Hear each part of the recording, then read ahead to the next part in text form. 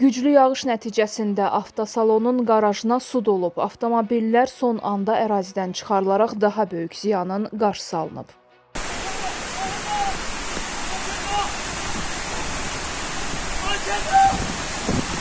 Paytaxtda yağışlı havada ara məsafəsi saxlamayan sürücü qəza törədib. Bu barədə Daxili İşlər Nazirliyinin Nəqliyyatı İntellektual İdarəetmə Mərkəzindən bildirilib.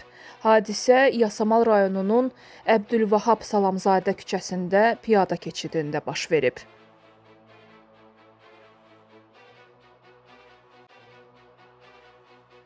Martın 26-sı Gəncədə fərdi evlərdən birində yanğın baş verib. Yanğın zamanı 1959-cu il təvəllüdlü Zaur Tofiqoğlu Məmmədov tüstüdən zəhərlənərək dünyasını dəyişib. Məlumata görə həmin şəxs insult keçirdiyi üçün yeriməkdə çətinlik çəkirmiş.